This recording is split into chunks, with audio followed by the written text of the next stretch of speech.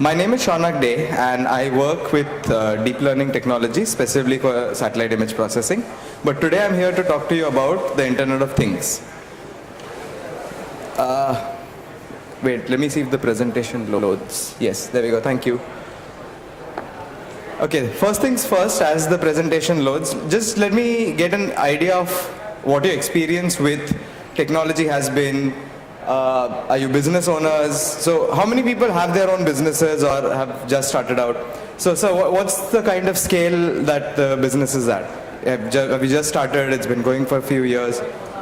Yes. Manufacturing, that's great. And the person behind you, I think. So, okay, we'll let him complete. Okay, we're having minor technical difficulties. Till then, let's just talk about what our experiences have been. So, sir, you said you have a running business also? Yes? Okay, so you're looking to segment into a new space or?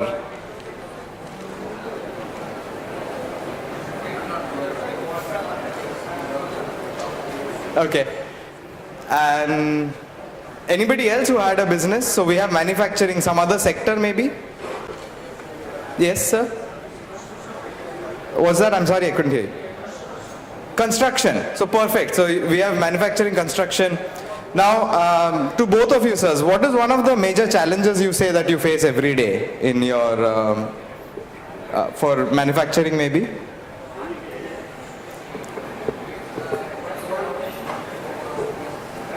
What was that? Coordination. So logistics. Okay. What do you manufacture, sir? If we could hear. Right. Right. So there is a process to the packaging also. Okay. So how many of you are not familiar with any form of manufacturing? You have never seen the inside of any factory or even in a video. Anybody here? PDFA. Okay. We'll let them figure out the presentation. We can keep talking about this. And people at the back, you're welcome to come forward because we can have a better conversation. You can interrupt me anytime. Okay, let me run back. This is the title of the presentation. We'll restart. So all those who were here last year, you have some good news. This is a sequel. It's 2018. There are new slides. Don't worry, don't run away. My name is Shaunak Day. I'll leave my contact information on the screen. I welcome you all to take out your phones and send me an email at hello@shaunakday right now with the subject line BSc so I can go home and talk to you again. So whenever you talk about any industries, like for example manufacturing, one of the primary, and I'm sure the construction industry person will also agree, the primary challenge is logistics. Yes? And for most businesses. Organizing things, when will my raw materials come, when will my supplier come, and the second challenge is setting up process. Okay, so for example in the manufacturing of packaging materials, you can only manufacture certain things at certain temperatures with certain pressures. So you need to monitor that, right? So I'm sure if you buy Crocin and suddenly that Crocin tablet is double the strength, you will not be happy when you're dying of a heart attack. Yes? Anybody likes dying of a heart attack here? I hope not. Okay. So who is this talk for? Let's go over this first. There are three kinds of people that generally, I'll stay away from the feedback speaker, that inhabit the startup ecosystem, right? There are techies who like to build things. There are entrepreneurs who have ideas and who want to pursue those ideas. And business owners who, well, have established business and they want to push that forward. They want to innovate, as Nayan said. So this talk is unfortunately not for the techies in the audience, and you can email me later and we'll have a more technical discussion. This is just a technology and maths free. There is no math equations on all these slides, I promise you that. Introduction to what IoT is, and then we'll talk about some of the ways it can affect many sectors. So we have manufacturing, construction, and I assume the rest of you have new businesses that you're looking to foray into. So to get you some ideas, to get you started. This is also a very two-way talk. I will run through these slides in, I've been told, 60 minutes, possibly less, but this is a completely two-way talk. Interrupt me at any point, these slides are not important. Us talking is much more important, as you are sure you agree. So you have heard a lot of experts speak today, okay, and I have been billed here by Nazim as an expert. I want to run you through some statements by some experts throughout history, okay? This is a statement by Dr. Lee Frost, the inventor of the modern color television, who said that we will never get to the moon. This is a statement by the president of the Royal Society, one of the premier scientists of his time, Lord Kelvin. If you have studied chemistry, you know what Kelvin is. The unit takes the name from him, not the other way around. Okay. He said that flying things are impossible, and yet many of you have arrived here on aeroplanes. This is another statement by the chairman of IBM at the time, 1943, that at the most we will sell 5 computers, 10 if we are lucky. Not everybody will have a computer in their pockets. Okay. Everybody knows Bill Gates. I don't have to introduce him. He once famously said, all we will need is 640 kilobytes of RAM. I hope I've got that number correct. I'm not looking at slides. Yes? My moral of all this philosophizing is, don't trust experts. Okay? If you believe it, take guidance from them, because experts throughout history have been wrong. Maybe something I tell you will turn out to be wrong 20 years later. This is also a very nice way of putting a legal disclaimer. Moving on. So if you have to define what the Internet of Things is, there is this long definition that Cisco gives us. It is the interconnected devices capable of interchanging data, services, information, interoperable in a manner using internet-like network. If you have been into a slam poetry contest, use this, you will win. Okay, just say it with feelings, like interconnected device. Okay, I am not a slam poet, so I will continue. Nobody, no normal human being I know understands anything from this definition.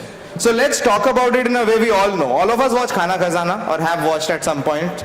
Maybe if you're too young for this, then you're too young for the talk, I apologize. So we all like recipes. Let's talk of this as a recipe. You take a whole bunch of sensors, okay? Tiny sensors that measure everything from humidity, pressure, temperature. Your phone is packed with 7 or 8 sensors which measure where your phone is, how you're jerking it about, what the battery voltage is. You worry when the battery voltage starts going low. Okay, take those sensors. Take a cheap computer. Now cheap is a relative term, so let's define it for roughly as maybe 500 rupees. That's cheap enough. A computer that costs less than 500, the one pictured here is a Raspberry Pi. It's a little more expensive, but it fits in the size of a credit card, okay, and you can get smaller and larger. All of you use mobile phones, you know your phone is a computer in essence. Add some Wi-Fi to it, okay, then start mixing that. So after some time what you will get is called IoT. It's a very simple definition. You have sensors, you have a computer that orchestrates that sensors or controls the sensors, and whatever data you produce, whatever insight you gain, you upload it to a cloud so that you can make some more detailed decisions, okay? This is something we use in our everyday lives, the same process. So how many of you came by train today? Okay? So let's say I say the train is not working, or he texts you that the train is not working, okay? What will you do? Bombay Central se line jam hai. You will take a cab. You will get down at Bombay Central and take a cab. Somebody else maybe will do something else, maybe take a bus, yes? So what you are doing is, you in that train only know one thing about the world, that this train is moving. Somebody else sensed that the train is not going to move after a point and sent you that information, and you could make a decision based on your unique situation. Somebody would go by cab, somebody would take a bus. If it's close enough, you will walk. Okay, Bombay Central to Churchgate is walkable if you're healthy. Not me, I took a cab. But that is the thing. So we, in our daily lives, depend on making decisions in a decentralized way. Okay, you all don't wait for the government to tell you that udhar Delhi se telegram aayega ki abhi train se utar jao aur bus mein jao. Okay, in fact, if they do that, you will say you're intruding upon my privacy. Right? I want to decide, main jaunga cab se, tera kya hai? Right? So we all make decentralized decisions every day. Unfortunately, the way we use all computer systems today, we use Facebook, Instagram, everything is centralized, yes? Even take the example of Zoho Inventory, those wonderful guys. I hope they don't kill me for saying this, because my mail is powered by Zoho. But what you're essentially doing is you're using a service that they're providing in a central location, yes? This is great for many reasons. Essentially the simplicity of it. Zoho handles everything, they give you a spreadsheet, you say this was the business decisions, okay. You have to trust that the accounting that they have done is perfect. moving beyond that, you are also limited by their capabilities. Maybe they don't know how to account very creatively to hide your tax, or maybe they will not on moral basis. Maybe you could get a second service that does that and mix it together. Yes, so somebody does your creative accounting, somebody does just record keeping, somebody else does other things like plan expansions. You will network all that together, yes? You go to your CA, you go to Nayan to ask for new business ideas, then you go to your investors to explain why they didn't work. Okay, and then you go back to Nayan for more advice. This loop happens in our lives. Our computers are not like that currently. Your phone tells you that a call has come, a call has come. If your network doesn't work, your network doesn't work. There is no decentralized access. So we'll go through that. Oh, sorry, that's the other way. But before we can learn about what this decentralized computing and IoT is, we sometimes have to take a history lesson. School में compulsory होता है ना, and then when you grow up you realize, हाँ इसके लिए पढ़ाया था geography, because you're lost looking for पटियालकोट किधर है Delhi से. Okay. So let's go through some history. It won't be very boring. Just a brief history of the internet. All of us use it, but we have never really thought when it started, who started it. So in 1832, that was a long time ago before any of us were here, somebody invented an electronic telegram. Okay, so for the kids in the room, telegram is not just a messaging app. It used to be actual service that the post office used to offer up until 2 years ago. Okay, so you would send dots and dashes to transmit a message. Now some guy thought, ये काम बहुत boring है, मेरे को नहीं करना है, and he said मैं इसको automate करूँगा. That guy is costing us all our jobs today, but anyway, moving on. That person said that if we automate this sending of ones and zeros, we can send them a lot faster. Agreed? A human being can only tap so fast and listen so fast. So the electric telegraph was formed. And if you think about it, a telegraph is a network. Yes, from Bombay to Delhi you lay a telegraph cable. From Calcutta to London you lay a telegraph cable and you can send messages. In fact, fun historical fact, the longest operational telegraph was from Kolkata to London, laid by a tiny company, tiny startup back in the 1700s called Siemens. Okay, today you know how tiny that startup is. So again, our theme is to look towards the future. You might be that single telegraph cable, but many generations later, you will be ruling, or at least your kids, or I hope somebody who takes over from you will be ruling. So that happened. So this idea of sending messages over a network was put in our psyche. As human beings, we could say, relay Delhi up to London this message. Okay. Then some guy thought, why not build a computer model of this? Because computer engineers are inherently tasked with being lazy, as Nayan said. Okay. Why even lay telegraph cables allwhere? Why not lay shorter cables? Okay. From my desk to my neighbor's desk and neighbor's desk and neighbor's desk, and we can set up relay messages. And that was how the ARPANET, which was the predecessor of the internet, came into existence. 1969. Okay, long time ago. We like to believe all these technologies are new. Nothing is new in this world. It's just a faster iteration of what existed. The ARPANET eventually evolved into what was called the World Wide Web. We started linking every computer on earth together. And I just want you to take a second to appreciate what actually happens when you type google.com. Your phone, your little computer in your pocket, actually physically sends a packet from Mumbai, India to Mountain View, California and back. Okay, it's not magic that it will just, the information appears from somewhere close. So all our phones together are essentially linked. And as so reliably demonstrated by Sachin, we are sharing a lot more information, but this is not a bad thing, so bear with me. So the World Wide Web is born in 91. But 1 year sort of before that, so in 1990, before the actual internet and the first web pages could be put online, some guy took his camera, connected it to the internet and started sending those images of his coffee machine across that same internet which was now forming. So the second moral of the story is IoT is actually older than the internet. So there's nothing to be scared of. This is not new technology. It's a very mature technology. Okay. And that was the first internet connected device, IoT, Internet of Things. His camera was the thing that was connected to the internet, had an IP and transmitted some information. Useful or not, debatable. Maybe I really want to know the state of his coffee machine. I'm sure it was useful to him. Okay.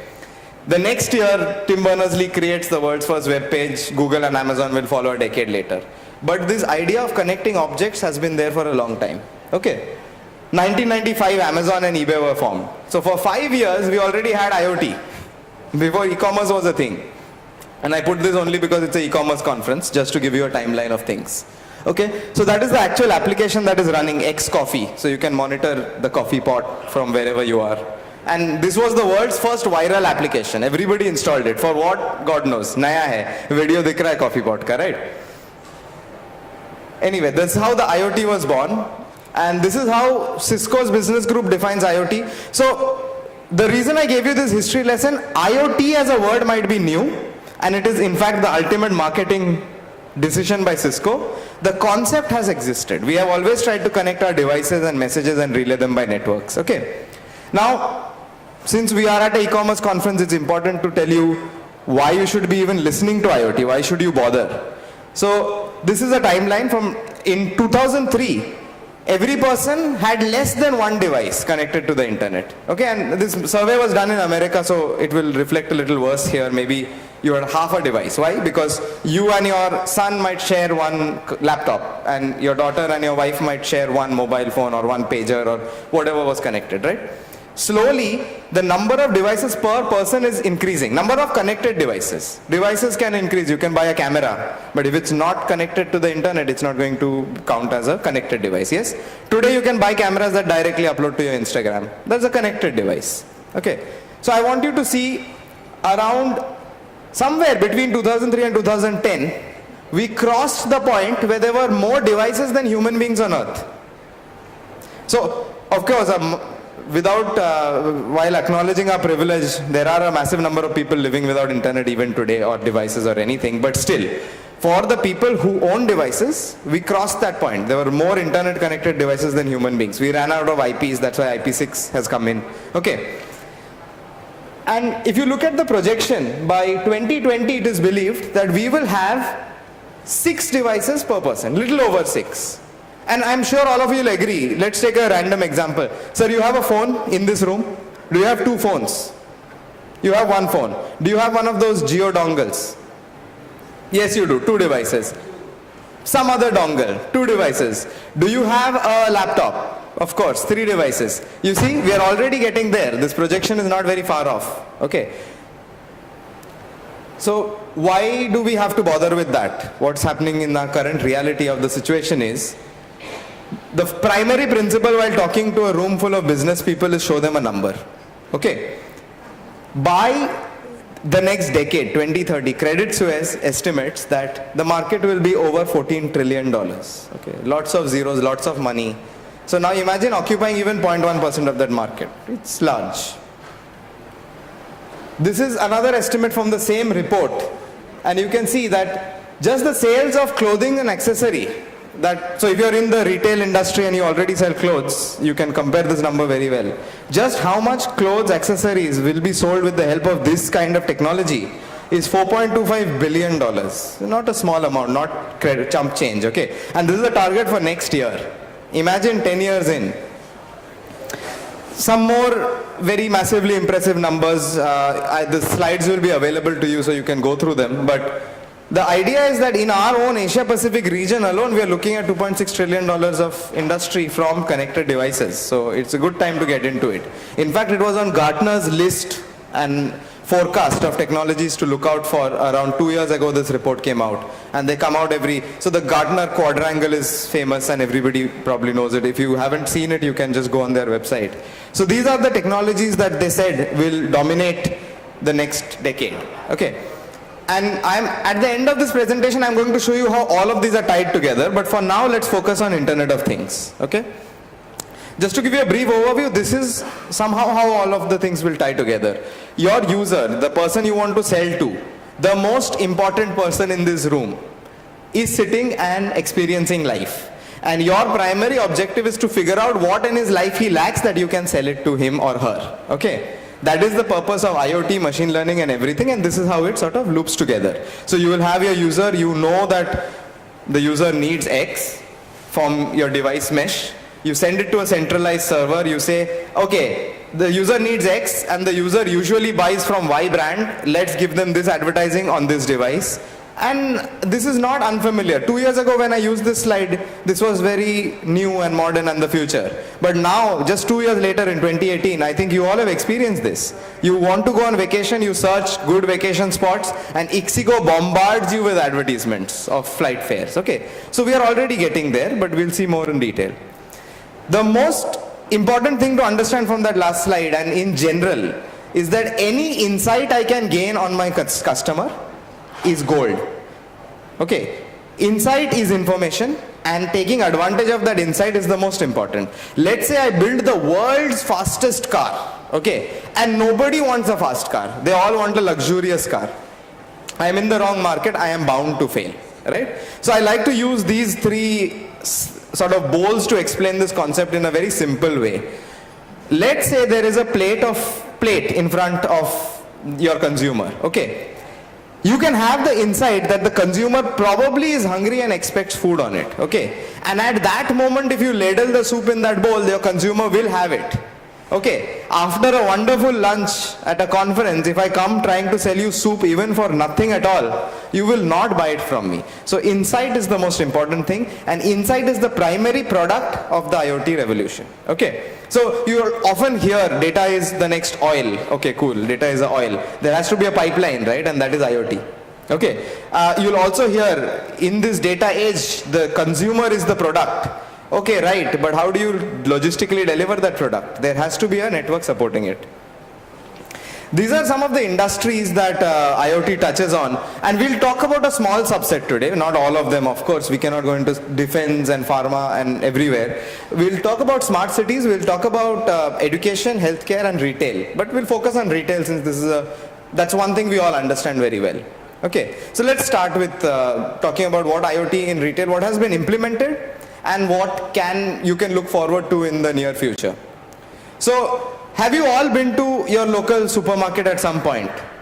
You know it's a black and white image, that means I must be talking about nostalgia. Movie mein nahi hota, background music goes slow, right? Think about it in that lens. Okay, I go to a supermarket, there is lines and lines and lines. I don't go to Big Bazaar because of the number of lines. Okay, and then you search endlessly for a product you want. Those aisles are massive, the number of SKUs on offer are huge. You don't really know when you'll find your goddamn cereal that you were looking for. You might even die there.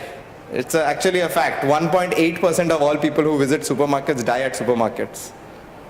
Don't go there, it's a dangerous place. It's safer to fly than to go to a supermarket. Let's revolutionize that, bring it into the color era, right? All your pain points can be solved, and this is actually an illustration I've used from an Italian supermarket agency called Coop, who we were doing some data science for. So this was exhibited at the Milan 2016 event, where it was called the World Fair, where a lot of manufacturers came together to show what we can do. Okay, and all these technologies that you see here, there are some display screens over the food to inform you about where that food has come from, right? When you walk into a big bazaar, you care which pesticide has been sprayed on it. See, you will not get an apple without pesticides, but you want to know, मैं DDT से मरूंगा कि कोई और से, ammonia से. Right? So at least that information can be relayed to you in an honest manner. You can know that maybe this banana that you are picking up, or this stack of bananas, has been on the shelf for 45 days. उसको हम लोग ने ना carbon monoxide डाल के preserve कर रखा है, just killing off the bacteria on it. You want to know that. Of course, I am sure if we give this to some marketers, they'll come up with a nice spin on it. Organic bananas preserved in artisanal carbon monoxide. It will work. So I often joke with Nayan, a marketer is a person who calls a dosa a liquid state substance that can be turned into solid on application of heat. So yeah, it's true, but it doesn't deliver the point. Anyway, so let's go over another slide from their same slide deck, which goes into even the employees would benefit from this, right? You have some information being given to the consumer when the consumer wants it. वो दुकान आया है, मतलब insight says that वो कुछ खरीदेगा, खरीदने के लिए आया है. Not everyone is like me who goes on Wednesday afternoon 3 o'clock into Big Bazaar to do time pass. Actually, there might be many people like me because air conditioning. But anyway, if you have come to the store reliably, you want to buy something, or you can be convinced into buying something. How do you sell them that, right? The employees need to know what that consumer wants, the same insight that you can get, that Facebook has, the competitive advantage they have, physical stores can gain using these sort of technologies. When you walk in, if some face recognition algorithm ticks off that this person previously bought bananas, let the salesperson go to you and start selling you bananas. How many of you have walked into a Shoppers Stop recently? Nobody. This is why it's closing down. But the second reason it's closing down, when you try this experiment, social experiment, walk into a Shoppers Stop. You know how if you drop like a little piece of bread on the street and 15 dogs will come to eat that? 20 salespeople, count them, will jump at you. Sir, towel le lo, sir, ye le lo, wo le lo, watch pe ye chal raha hai. And I am just here to walk through it and maybe buy a pen. But if you're trying to sell me a towel, I would walk out and then go to another store which is not that aggressive, right? Now here's the thing, both stores, like a store that is not aggressive is right, customer experience is important. A store that is aggressive is right because sometimes you need to persuade the other person. So you need to find the balance, and let's talk about some technologies that help you do that.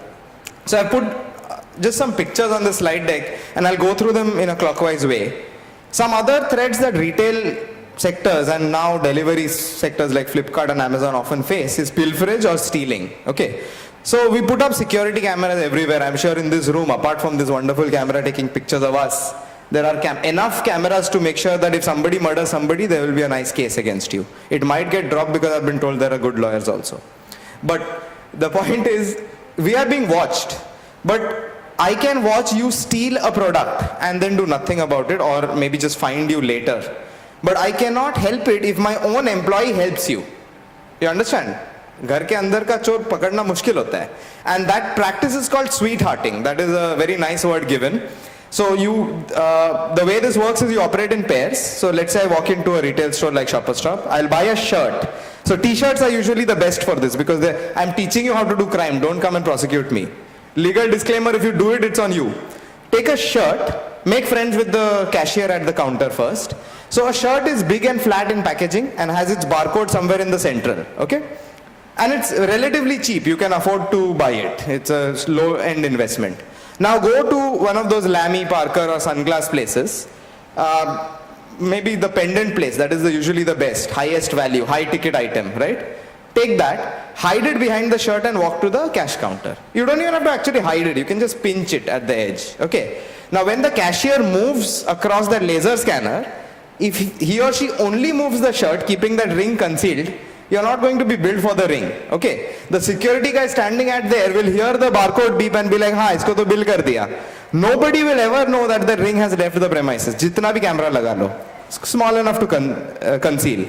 So sweethearting is a very hard to track crime in retail spaces, and using some smart POS systems, it's actually possible to start detecting this. Okay, so I'll talk about the sweethearting tracking now. So you see those little screen grabs there? So what's happening, that POS system, the cashier is indulging in a little bit of sweethearting where there is, I don't know if you can see it and the laser pointer will unfortunately not work, but you see his hand is on a box and there is a second product on that box. Even from the security camera point of view, it's very hard to determine that there are not two separate products. It looks like a single product he's scanning across, right? But the terminal or the point of sale is loaded with cameras and sensors. Much like when you go to the ATM, there are 3 cameras watching you at all times. And it detects these objects. So it's like trying to slowly in that one tracking order, like once the order is opened, it's trying to match all the SKUs that the shop has to what the shopkeeper is holding. And this is not doing it with like regular cameras that you and I see, it's with infrared cameras. So infrared cameras help, even if it is dark, even if you're trying to conceal it behind cloth, you can start to make out these shapes. And it finds a detection for 2 separate objects in that one frame. And it says, wait, there is something wrong. Definitely these 2 objects should have been passed separately, and that's how you can detect it. So that's your first thing that can help safeguard your profits and sales. So a smart point of sale.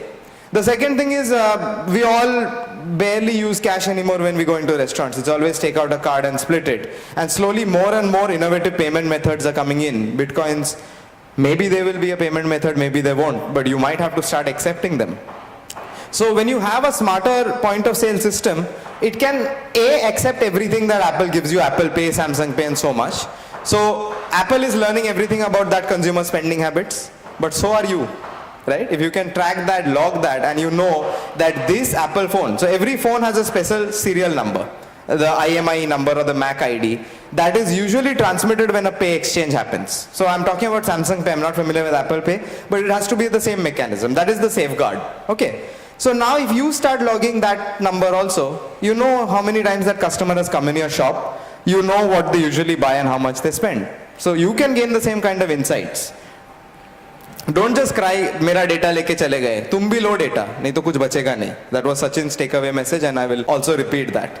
The third thing is we talk about security cameras, but they are very passive systems of security, right? Today, if I decide to step and punch this young gentleman here, he can file a case and we can fight the case outside, but nothing stopped me from breaking his nose, right? And I'm sure you want to avoid your nose being broken. So active security sometimes is important in retail spaces. Like, and all of you must have seen those RFID tags that beep as the person runs across, right? So that is a solution. It's active security. It is reacting to being stolen. But it's not enough because most security guards are not very fast at running. Again, try it as a social experiment. Like call him Pandu or something and start running. If you get arrested, bail is 800 rupees. Keep cash. If you don't get arrested, you will discover that security guards don't run very fast because look at their financial incentive to actually catch you. Nothing. They are getting the same salary whether they catch or you run away, right? But a machine doesn't have that problem of economic incentives. If that RFID chip has beeped and the security guard doesn't catch you, it's still pilfered, that thing that you stole. But if you were to load this, the theft tracker that is shown there, that's by a company called Sensor, and this is their premier product called Sensor One. And like all startups, they have a very weird spelling. So again, it will be there, the link will be there in the email. I think it's SNSOR1. Okay. It is a device that comes inbuilt with a lithium polymer battery that lets it last for around a year. It has a color LED to signal to when it's being found. So let's say somebody steals a shirt tagged with one of these sensors. It will keep giving the GPS location of that shirt. So you can actually go and find the shirt. Not just कि ये चोरी हो गया, भाग गया, पांडे जी ने नहीं पकड़ा उसको, right? अच्छा भागने दो. कहाँ भागेगा? घर जाएगा ना? If you go to that person's house, you will find everything else he has stolen along with your little shirt that has lost. Okay. So the light that you see here is some kind of a tracking because all of you must know what happens when you book a Ola. Yes, it's tracking on the GPS, but you still have to call. Unfortunately, your shirt is not going to answer the call, so it's that. It will start glowing different colors as you get closer or further from it using the tracking system. And it has a GPS, so of course it can be tracked all over the world. It also emits a loud frequency pitch. So all of these tools can be used to actually tag your items, and this is an Internet of Things device, right? It's connected to the internet, giving you some data about your stolen produce. And the last two are pretty self-explanatory. I've already explained them. Once you have data, you can run some loyalty programs. If you know that person is a thief, as soon as he or she walks in, you can increase surveillance. And product management and inventory management, which I'm sure both the construction business person and the pharmaceutical business will agree. Like warehouses are limited. So why order a red t-shirt that nobody will buy? Right? Maybe red t-shirts also will sell. I have seen some really horrendous t-shirts in stores and wondered, why do they stock this SKU? Because maybe the manager of the store might think, pink and green stripes definitely log kharidenge, but log nahi kharidenge. And IoTs can actually tell you, log nahi kharid rahe hai, isko stock karna band karo. So smart produce management. And okay, whatever you have, you can then sell off at a dynamic discount. We're going backwards. So this is the same slide again, but anyway. So this is a detailed picture of another sweethearting detection system which actually tries to go through the image in the POS and make a possible total and compare it against again the actual total.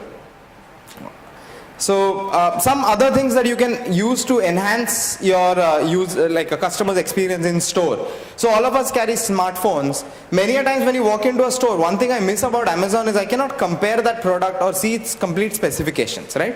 I now have to trust the salesperson. If he says this phone has a 4-core processor, that's it. So using a very tiny mobile phone app, you can have the customer take a picture of that product and immediately load up relevant metadata. And Walmart has been doing this, Walmart Retail, they call it, and it's been fairly successful. You can, again, the same thing. When I buy jeans, I want to know that it was ethically manufactured, it wasn't manufactured in a sweatshop in Bangladesh, and you can provide that information for that particular product. This is another one which is from Macy's research department called Game. It's basically a gamification system. So when you go into Macy's and you walk by a certain aisle, your phone prompts you to take a selfie with that product and put it on Instagram. And you're rewarded for it in Macy's discounts. And this entire system is looped in. So, of course, see, this is an offer you can also start in your stores tomorrow if you have a store. You say, अच्छा ये करना, selfie करके Instagram में ये tag लगा देना, आपको 50% discount. But can anyone tell me where you're losing money there? I take a lot of selfies. If I was already going to do it, why the hell should you give me the discount? This is why differential pricing works in airlines, right? If somebody is going to pay, charge them. If somebody is not, then coerce them. And systems like this, if I have an app on your phone and I know you take a lot of selfies, I'm not going to give you that discount. You call it fair, you call it unfair. But I don't need to encourage you to do that. But a person who doesn't, maybe it will work out. And same way you can target price sensitive audiences and other things. This is something that is already deployed for the Amazon store, which you must have read in the news. These are screen grabs from some of the standard things that we did, so that's why it's not a very big store. But the idea is you need to, and we also used a very cheap camera. That's a PlayStation camera. It costs 500 rupees. Again, none of this technology I'm talking about is expensive. If you want to implement it, it's just the will that is required. So you do face tracking. I mean, every phone today can do face recognition. Every camera you buy can do it. So you implement that and you try to figure out who comes in your store often. Does this person come again and again? And then slowly, maybe if you have a human element attached, you can figure out if they are high value customers. Do they come and buy a lot? Maybe give them special attention. Maybe give them personalization. You know, these little things can make a lot of difference to high spenders. So this is just a small demonstration of the algorithms that are available. This is called DeepFace. It's from Facebook Research. And once you take somebody's picture, you can localize the face into these kind of features and apply it. I don't want to go into the details of this. As I said, for techies, there's a separate presentation afterwards. But of course, you can do something like this. You can do targeted sales. Like if I know he likes buying green shirts, stop showing him yellow shirts, right? It does, or recommend yellow shirts, because so that again comes down to the human element of it and your business decisions. But at least that information that he buys green shirts is available to you. This is some more screen grabs from some other systems out there, which we were trying to mimic. So this one, for example, the first one with the large green spaces, it shows which part of the store people haven't walked by. So, you know, when you design your stores, you trust the interior designer, but that's not the most optimum design. That's the most aesthetically appealing design, yes. If you know कि उधर खाली है, there is nobody walking there, maybe put a shelf there to encourage people to use that space. We all live in Bombay, or we know how expensive real estate in Bombay is. You want to use every inch of your store, right? That is a study that, the second picture next to it is a study of on a particular shelf, what were users' eyes looking at? Again, a smart camera can help you achieve this. Where if most people, we know that the middle items are the ones that are sold the most because people look at that. This is just empirical proof of it. Again, something applied to a store. So this is not an actual study. I've done this in Photoshop, but this is a possibility I want to show you. Once you have a network of connected cameras which say, wait, customer walked out of my frame, you track him. Second camera starts capturing. You can start doing like 3D modeling in your store. Where do they stand? Which rack were they looking at? What did they do? The same thing that Sachin showed you for Facebook, that, oh, look, this person looked at this post for 5 seconds. You can implement that in your store. The next thing is somewhere closer to home. So how IoT can help you in your house. So first, I am from the world of academia. Okay, I do research and I write papers, and this is how academics envision the world. They say, you know, there will be a fridge and there will be RFID and this complex system, and that fridge will then connect to a factory, and that factory will be told, look, your consumer has bought something, so make more, etc., etc. So it's a very complex system, and we'll talk a little about this, but this is what the industry delivers afterwards. They make a button and they stick it on the washing machine which says order new detergent, right? This is the gap between industry and academia. But moving on. So the idea here is that once you're in your consumer's appliances, you can then target them when the need arises. How many of us actually remember घर में कितना laundry का detergent बाकी है? I'll ask you because you're sitting alone on a head. Yes. You don't remember. Ma'am, how much? Half a bottle of whatever you buy? Sir, behind you. No. So out of these 3 people I have polled, Gartner poll, okay, 2 people don't remember how much detergent is there. This one person remembers it, and I don't want to target her because she will buy it on her own time. These two people I want to catch and target. How do I do that? Do it when they go to the washing machine. Okay? Stick a button on the washing machine. So this is actually an internet connected button called Amazon Dash. When he or she realizes very happily that it is running low, you're at the end of how much soap you have, just hit that button. Amazon already has your delivery address. They do cash on delivery. They will just send that the next business day, right? You can take this one step forward, and that's what this fridge was, where he doesn't even have to hit a button, make him more lazy. Okay, he has cheese in his fridge, everything is RFID tagged. He pulls the cheese out, the fridge knows cheese khatam hone wala hai, sabko yaad nahi rahega, kal yaad aayega, fir jayenge big basket mein order karenge. Let me do that for you. You know, that's the notion of business today. Let me order for a cheese preemptively, knowing that you will run out of cheese tomorrow. Of course, maybe he doesn't want to buy cheese that month, maybe he's turning vegan. So let that cheese come up to a local distribution center and wait there.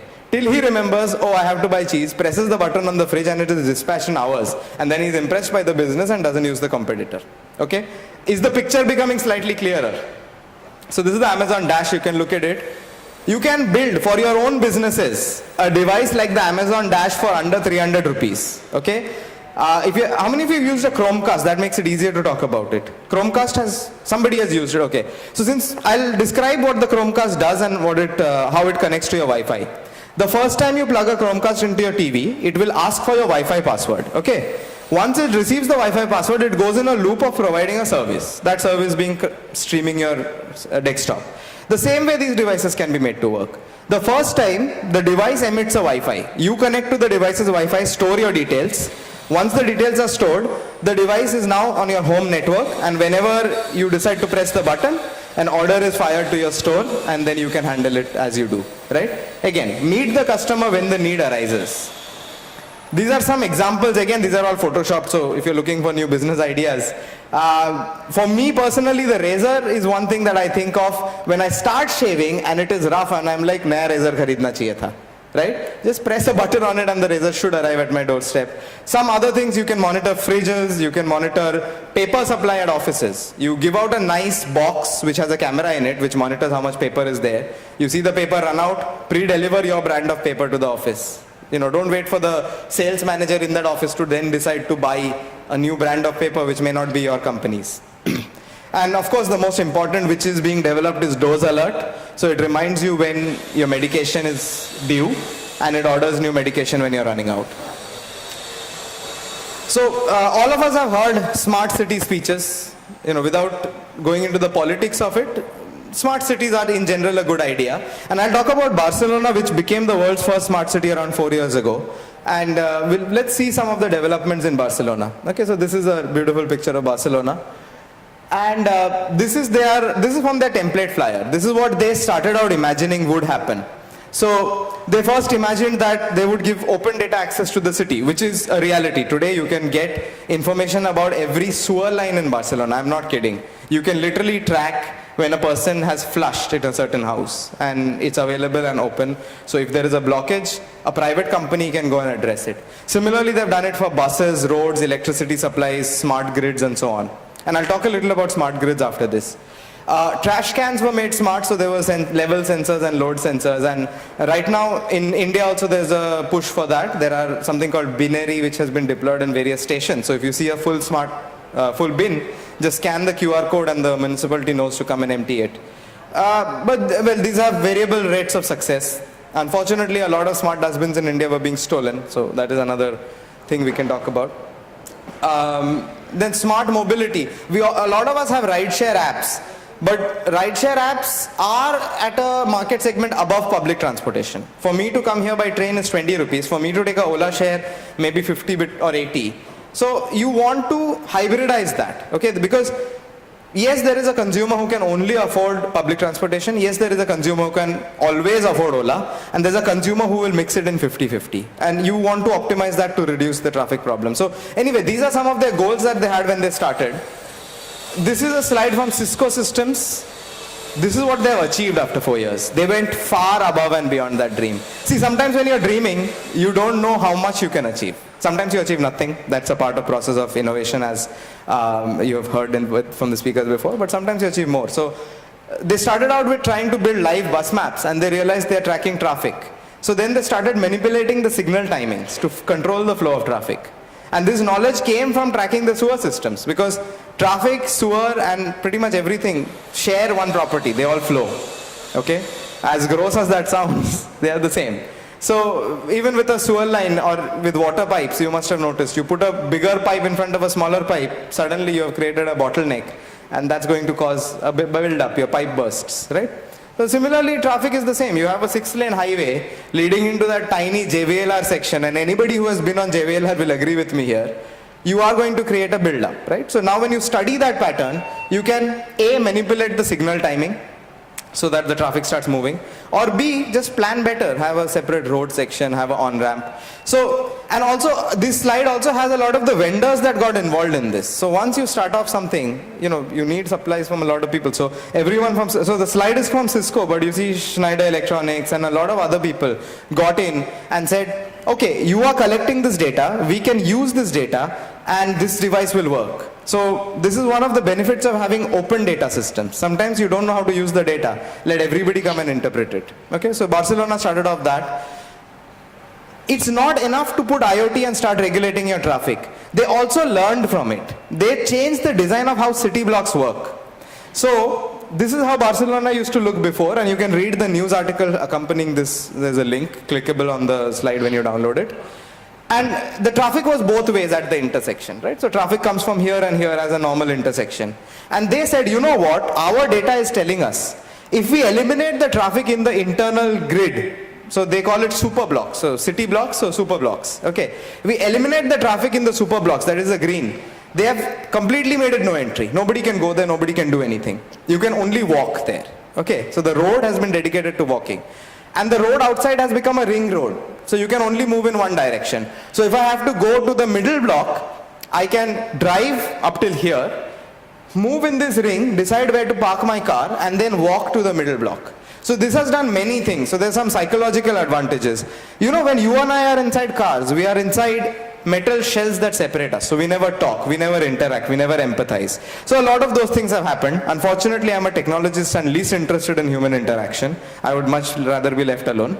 The technology-wise, other things have happened. So car design have changed in Barcelona. So more people started buying cars they can park easily in these outer city blocks, right? They stopped buying cars that were sort of small but inefficient. And they've started buying medium-sized cars which are efficient. They can do long-distance trips.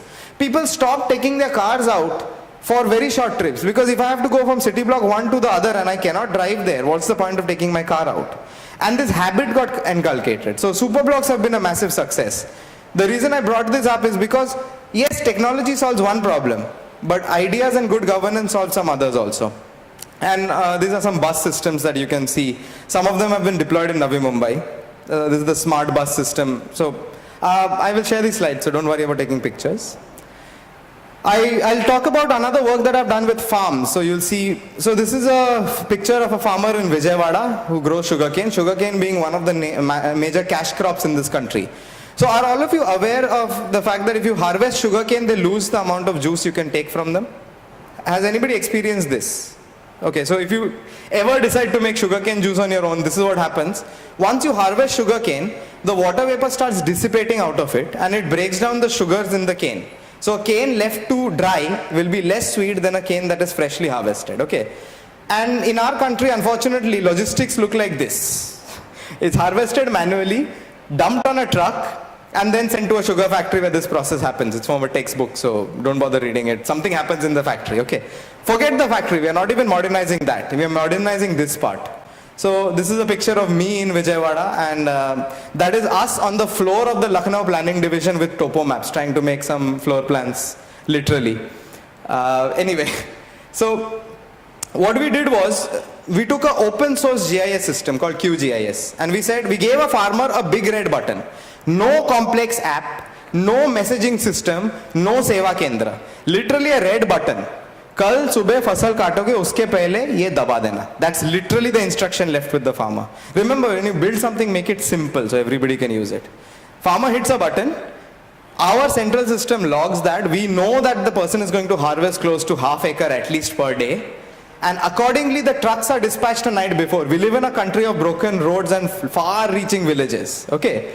So Imagine the farmer has literally gone 2 hours into his harvest, a truckload is ready and the truck is waiting to take it to the sugar factory. Imagine how much sugar you save in that cane from not having it rot till the entire harvest is complete, till it has been loaded on a truck as you saw, and then sent on that 8-hour journey on the Lakhimpur-Surat highway. Okay, it's a tough logistic operation which you can preempt. Not just that. So you see that diagram there, that is an algorithm called city block distance.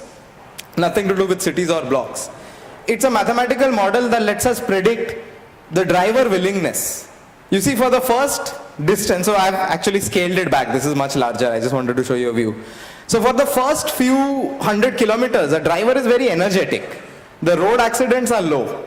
Then they get tired, and then it goes red, which means somebody's going to die. Okay? So you don't want a single truck driving larger than that distance. And suddenly, once you have all this data and it's in your GIS system, it's Snap. These are all open source tools called QGIS. You can load these maps and create your own. And just IoT can lead to better planning. So we proved in this work that we got at least 17% extra sugar, final volume, in the 200 farms that we prototyped this.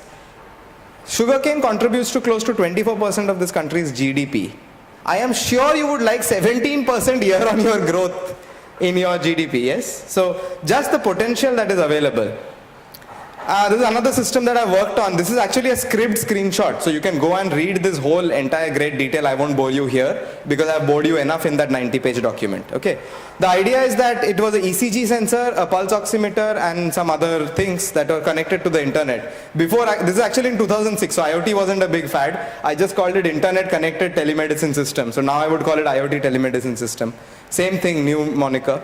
But anyway, the idea is that, and this can be transmitted to a city doctor who can then take a look at the case and say if it needs escalation or not.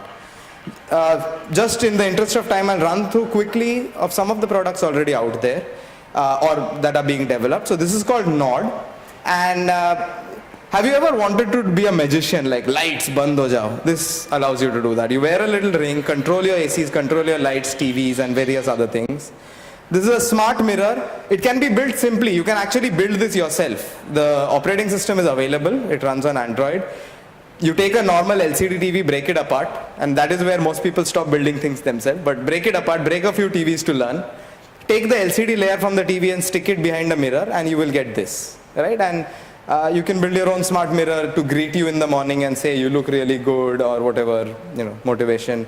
And other things, like these things are available in stores today that will suit what you're wearing. So, can start selling.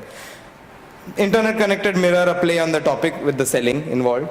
This is a blood pressure monitor. I forget the name of it, but they have an app to go along, HealthMate. You wear it when you go running, and then it monitors your blood pressure, and you can run better, you can exercise suitable for your body, etc. And smart ACs, you have all seen the Lloyd advertisement, or you have seen a Lloyd AC. This is already implemented. Cooking also, you can extend that too, of course. I want to end with a little bit of a philosophy summary. So I showed you a smart lighting tool. Okay, you'll wonder what's the point of this smart lighting, RGB lighting. मुझे तो सादा bulb भी अच्छा लगता है. This is a study that was done in some retail spaces. Just by changing the lighting and the music, the numbers speak for themselves.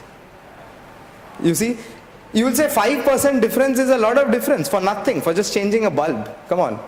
You have to work so hard to get 10% growth in sales. By changing a bulb, you're getting a 5% growth in your high margin products. Yes?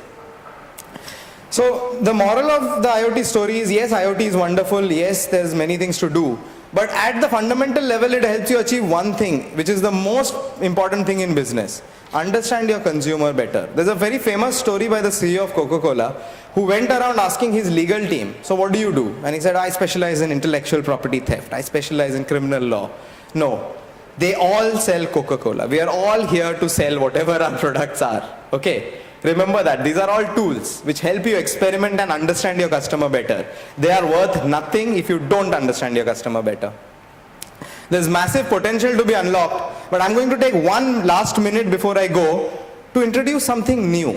We have all spoken, so this is how currently it looks. There's big data, there's machine learning, and there's computing everywhere. And that's the tussle we are playing. Okay. Somewhere in this tussle, Cambridge Analytica has introduced us to privacy. That it's screwed, basically. So what's next? Can we get this same experience? All of you must have said, मैं Facebook बंद कर दूंगा, मेरा data चुराते हैं. नहीं, मैं सुबह दाल रोटी खाता हूँ, शाम को जैम रोटी खाता हूँ, मैं उल्टा करता हूँ. वो अगर चुरा लिया चलेगा मुझे. मैं अभी पब्लिकली बोल भी रहा हूँ. You understand? Roti is common. If the machine learn that and sell me roti, I'm okay. So your privacy may not be that important, but again, we are all different human beings and you may value it more. So what, you sign out of Facebook and never get the experience that we have? No, there must be a better way, and there is. It's called distributed artificial intelligence, and in the next 5 years it will probably be the next big thing. This comes from blockchain technology. Bitcoins everybody has heard, but taking Bitcoins a step further. So this is how a distributed blockchain currently looks. There is infrastructure that is running different places of the world which are interacting with each other. All of you have used torrents. That is the basic concept. One file is there somewhere else. Through my peer networks, I will get it back. Let me actually directly go to explaining how most machine learning algorithms work and what is changing. So at the end, no matter what you do, this is what you're doing. You're taking a bunch of data, feeding it into some algorithm, which has only one cost, time. That algorithm takes some computing time to generate some result. Okay. Then it takes that result and stores it. That is nothing but data. If you have somebody in your company or your friend say मैं artificial intelligence करता हूँ, tell him तू सिर्फ matrix multiply करता है और save करता है. That is the end story of that. Okay. That data is then used by a prediction algorithm to make a prediction. Okay. Currently what is happening is the image on the left, where that prediction algorithm is running centrally. You're sending it data on Facebook server. That algorithm runs and you get the fruits. Okay. Unfortunately, this means Facebook controls both the data and the algorithm. You cannot opt out of it. You cannot say, मेरे data से इस algorithm को improve मत करना. It's against my principles. No, that doesn't happen, right? We want to change that. We want to make it distributed. So that's the second figure. And I'll briefly explain to you what I mean. Currently, we are at centralized. All the data is streamed in one place and this algorithm is created. We want to slowly start decentralizing it. The middle figure is what blockchain or Bitcoin looks like. Okay.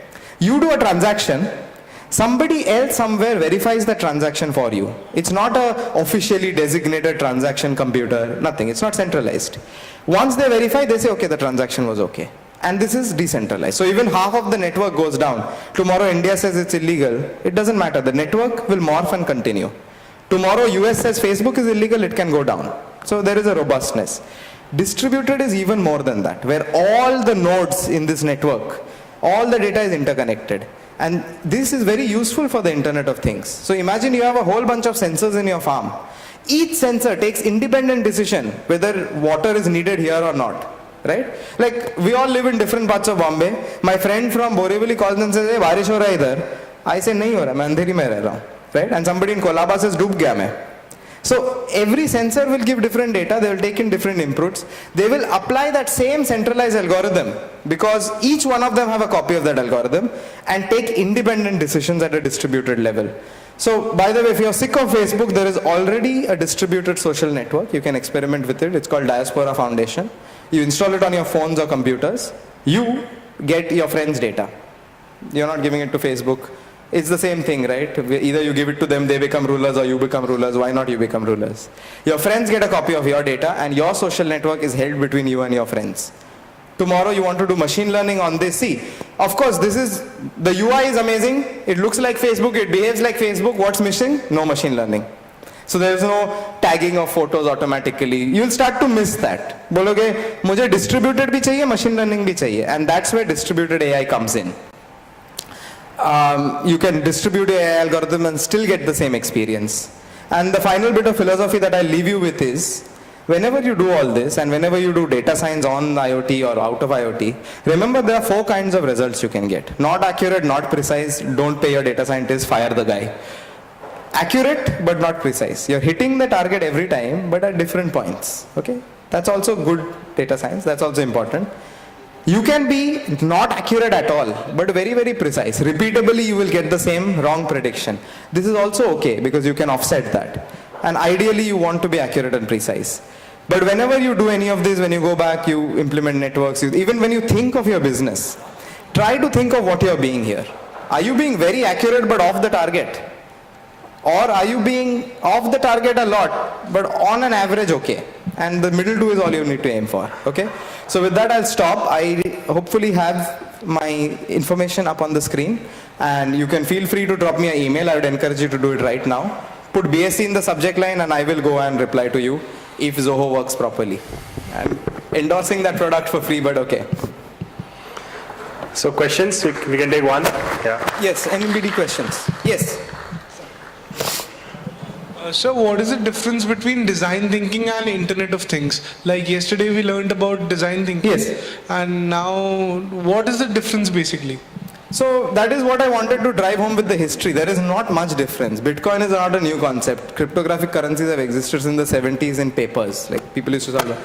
The idea is that we want vocabulary to give names to things, right? Like if I say sensor network, wireless sensor network, it's not something that I can brand under, because uske under industrial log bhi aate hai. You know, people who have massive industries, every machine has hundreds of sensors. Your car is a wireless sensor network.